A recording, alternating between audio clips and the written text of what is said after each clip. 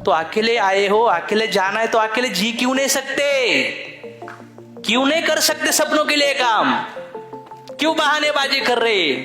और समाज वाले का डर से मैं मेरी जिंदगी कुत्ते बिल्ली जैसी काट रहा हूं, कीड़े मकोड़ जैसे काट रहा हूं. तू है मेरी जिंदगी में बॉस. इथं आलोत आपल्या इच्छा पूर्ण करण्यासाठी, आणि त्या पूर्ण करण्यासाठी लाजू नका, लोकांचा विचार करू नका. सत्यतेची कास धरा, सत्य मार्गावर काम करा. हात होगा चांद तारे तोड़ लाऊंगा, तेरे लिए ताजमहल बनाऊंगा. ए जानू. तर value of time. Overthinking is the biggest waste of human energy. फार मोठा लॉस आहे ओव्हर थिंक करणं. तुमच्या स्वतःवर विश्वास ठेवा, डिसिजन घ्या, टाइमपास नका करू. Just do it. जिथं असताना तिथून सुरू करा. जेवढं आहे त्याच्यात सुरू करा. जेवढा अनुभव आहे तेवढा घेऊन उतरा. नो मॅटर परिस्थिती कशी आहे, मनस्थिती कशी आहे, किती त्रास झालाय, किती फसलात, किती थकलात, किती दुःखात आहेत, कुठल्या सिच्युएशनला आहेत. जिथं असताल ना, जेवढं असेल ना तेवढ्याच सुरू करा. पण सुरू वाट नका पाहू, वेट नका करू. वेळ फार कमी आहे. प्रत्येक क्षण चांगलं काम करण्यासाठी योग्यच असतो. मुहूर्त लागत. मी आयुष्यात टाइमपास नाही करू राहिलो, कधीच नाही घालायचं. Life is not destination, life is a journey. Charles Boyer was a French American actor who appeared more than 80 film between 1920 ते 1900. हा. त्यानंतर त्याच्यामध्ये एक मॉर्निंगला एक व्यक्तीने एंटर केलं त्याच्या स्टुडिओमध्ये आणि त्याला विचारलं, ज्याने 80 फिल्म बनवल्यात, जो टॉपेस्ट ऍक्टर आहे, त्याच्या स्टुडिओमध्ये मॉर्निंगला एक व्यक्ती आला आणि एंटर करून विचारला. काय विचारलं? हाऊ आर यू विचारतो ना माणूस, आप कैसे हो, कैसा लग रहा है? तर त्याचं उत्तर होतं, जस्ट नथिंग, स्लोली डाईंग. काहीच नाहीये, हळूहळू मरू राहिलोय.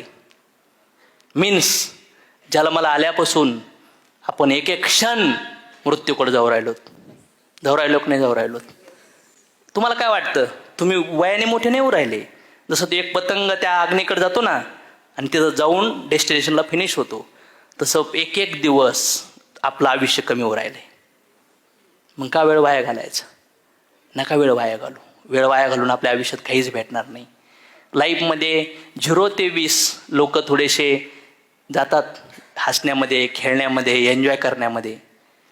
आणि त्यानंतर 20 ते 65 वर्ष लोकांचे कसे जातात? सोमवार ते शुक्रवार, काहीचं सोमवार ते शनिवार. मग कधी विकेंडला पार्टी, थोडे ड्रिंक, थोडे सेल्फी. शिकणं बंद.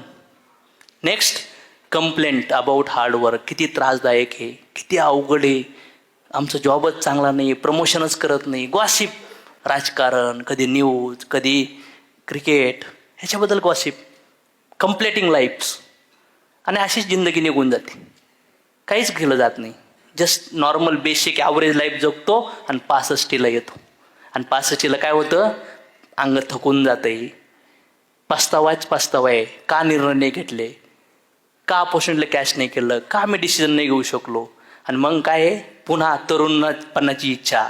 आता तरुण होता येत नाहीये आणि फक्त मरण्याची वाट पाहिली जाते. काय फायदा आहे? मग आपल्या आयुष्यामध्ये जे फार महत्त्वाचे 20 ते 65 45 वर्ष होते, ती कुठंतरी कोणाच्या तरी नियंत्रणाखाली, कोणाच्या तरी कंट्रोलखाली वाया घातले की नाही वाया घातले? किती लोक बिलीव्ह करतात की ह्या शरीरात पुन्हा आत्मा येणार नाहीये, ह्या बॉडीत येणार नाहीये. राइट और रॉन्ग? ये घर से निकलने वाला पंछी है ना, फिर ये घर पे नहीं आएगा दोस्तों. नका वेळ वाया घालू. आज इथं बॉम्ब पडला आणि सगळे मेले ना, तर या जगात तुमच्या जाण्यामुळं फार थोडे लोक 10-12 दिवस त्यांना दुःख होईल. ना पोरं जेवणं थांबतील, ना पत्नी तुमसोबत सुसाईड करन, ना आईबाप तुमसोबत आत्महत्या करतील. आप अकेले आए हो, अकेले ही जाना है. तो अकेले आए हो, अकेले जाना है, तो अकेले जी क्यों नहीं सकते? क्यों नहीं कर सकते सपनों के लिए काम? क्यों बहानेबाजी कर रहे?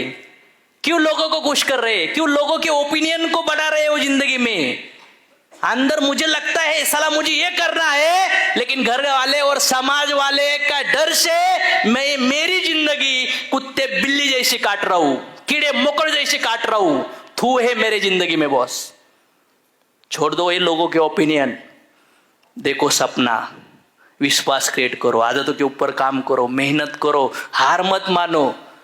जब भी चले जाओगे ना आप हंसोगे और सब दुनिया रोती रहेंगी, यार कौन जा रहा है, यार कौन जा रहा है। समझ में आया? नाही तर कोणाला काही फरक नाही तुमच्या म्हणण्याने. किती लोकांना वाटतं अशोक सरच्या मरण्यामुळं काही लई फरक नाही पडणार लोकांच्या आयुष्यात. अरे भगवंताच्या जाण्याने काही फरक नाही पडला ढेकळ लोकांच्या लाईफमध्ये. कोणाच्या लाईफमध्ये काय फरक पडत नाही पडत. आज तुम्ही एखाद्याला जेवण दिलं ना तेवढ्या पुरतं तेवढं म्हणून वा धन्यवाद गुरु थँक्यू. पण जेव्हा संध्याकाळी पुन्हा जेवायला भूक लागते ना, आता तो कोण जेवण देईन ना त्याचे पाय पकडणार. तुम्ही एखाद्याला कपडे द्या, ते कपडे फाटले ना तर दुसरे कपडे देणारा माणूस रिस्पेक्ट करतो. राईट और रॉंग? थोडे पैसे द्या, संपल्यानंतर दुसरे कोण देऊ शकतो त्याला रिस्पेक्ट करतो. याला ऍक्टिव्ह पॅसिव्ह इन्कम मध्ये आपण खेळतो. रिअल पॅसिव्ह इन्कम कशामध्ये काय आहे माहिती आहे? जे लोक आध्यात्मिक महात्मे लोक येऊन गेले, त्यांनी आत्म्यावर, चेतनेवर, संस्कारावर काम केलं ना, असे लोक हजारो वर्ष गेल्यानंतर सुद्धा त्यांच्या मंदिर, मस्जिद, चर्चमध्ये लाखो लोक गोळा होतात. That's called passive respect. त्यांना फॉलो केल्यामुळं आपल्याला तर पैसा, संपत्ती, ऍक्टिव्ह हे सगळं भेटल. पण मी तो म्हणतो अशोक तोडमल फक्त थोडंसं भगवंतांनी सांगितलेल्या गोष्टीवर मोडकं तोडकं चालण्याचा आणि बोलण्याचा प्रयत्न करतोय. एक्सलन्सला रिस्पेक्ट करतात ना तुम्ही.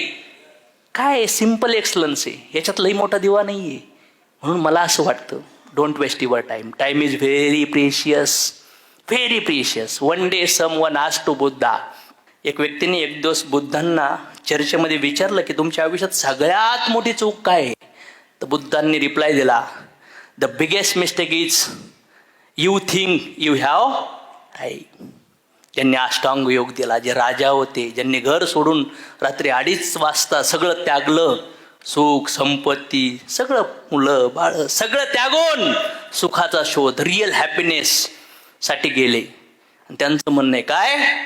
You don't have time, very temporary period. Check in किया है तो चेकआउट होगा, चेक इन हुआ है बॉडी के अंदर तो चेकआउट भी होगा. और चेकआउट ऐसे सिचुएशन में होगा पता भी नहीं चलेगा प्रिपरेशन के लिए.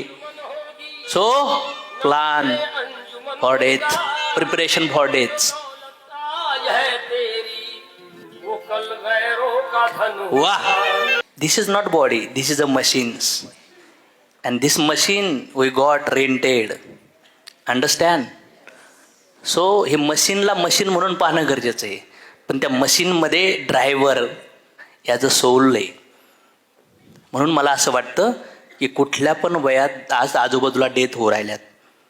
लोकांच्या लाईफमध्ये आजार आले, हॉस्पिटलला गेले, मेले, तर आपल्याला असं वाटतं कॅज्युअली.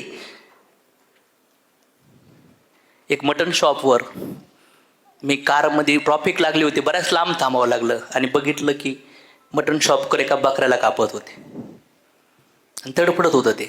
त्याचं रक्त असं वाहत होतं आणि तिथं 3-4 बकरे बांधलेले होते. तिथं थोडा हिरवा घास टाकलेला होता, गवत, आणि ते गवता शेजारून रक्त वाहत होतं.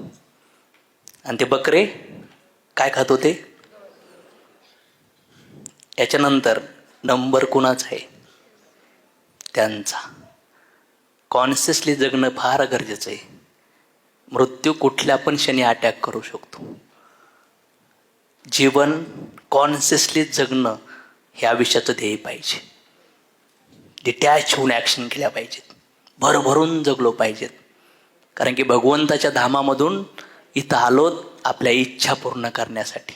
आणि त्या पूर्ण करण्यासाठी लाजू नका, लोकांचा विचार करू नका, सत्यतेची कास धरा, सत्य मार्गावर काम करा आणि जीवन जगून जा 70-80 वर्ष. फार गरज या गोष्टीची. जसं त्या बकऱ्यांना माहित नाही की आपला नंबर आहे, तसा आपला नंबर आहे. सबको जाना है, बस स्टेशन अलग अलग होगा, बस स्टॉप. और हम लोग बस या ट्रेन में चढ़े भी अलग अलग स्टेशन से, सबकी बर्थ डेट अलग अलग है और सबका बस स्टॉप भी, हाँ, लैंडिंग भी अलग अलग एयरपोर्ट पे होगा। ऐसा नहीं कि मम्मी पापा के साथ होगा, बीबी बच्चों के साथ होगा, वो प्रियसी के साथ होगा, चांद तारे तोड़ लाऊंगा, तेरे लिए ताजमहल बनाऊंगा, ए जानू, वो जानू तेरे साथ कोई नहीं आएगा, वो जानू दूसरे जानू को पकड़ेगी। एक दूसरे के साथ सिर्फ इच्छाओं के लिए लोग आए। समझ में आया? How to manage your time. Time manage केला पाहिजे की नाही केला पाहिजे? टाइम मॅनेज करा. किती तास आहेत टोटल? किती तास आहेत? मला कळलं की माझ्याकडे 24 तास आहेत. त्या 24 तासातले मी ठरवलं की मला कमीत कमी मिनिमम 6 to 7 आवर झोप पाहिजे. Decide, fix. नेक्स्ट पार्ट, याच्यामध्ये मला फूड, जेवण खावण करण्यासाठी, क्लीन बिन हे होण्यासाठी ओव्हरऑल मला नियर अबाउट 4 ते 5 पाहिजे. पाहिजे की नाही पाहिजे? खाणं पिणं क्लीन बिन होणं 3-1 तास जातील का माझे? 3-3.5 तास. तो एक माझा स्लॅब क्रिएट झाला. त्यानंतर नेक्स्ट पार्ट, मला माझ्या परिवारासाठी मी 1 तास देईन. संध्याकाळी जेव्हा भेटन त्यांसोबत बसन, गप्पा मारन, फोन बाजूला ठेवून, फिक्स. त्यानंतर नेक्स्ट पार्ट की मी शिकण्यासाठी एवढा वेळ देईन. रोज मला मिनिमम 1 आवर कशासाठी पाहिजे? माझ्या ग्रोथसाठी पाहिजे. आणि त्याच्यानंतरचा बाकीचा वेळ, कधी मला कुठं पार्टी, कुठं हॉटेल, कोणी मित्र, कुठं काय करायचं, ह्यो जो वेळ आहे ना, या वेळेमध्ये एक्स्ट्रा जो वेळ मला असं वाटतं, पहिलं ऑप्शन आहे की मी थोडासा वेळ काढला पाहिजे. पण मी काय केलं, मी म्हणलं हा वेळ काढायचाच नाही. इथं जेव्हा मला वाटतं पार्टी वगैरे करूशी, तर माझ्या बिझनेस असोसिएशन सोबतच करणार. समजलंय का? That's it. Time manage lesson bye Ram. जेव्हा रामाला वनवासाला लावा लागलं, भरत पुन्हा आले की नाही मला राजा नाही बनायचं, कन्व्हिन्स करून भरतला सांगितलं जा.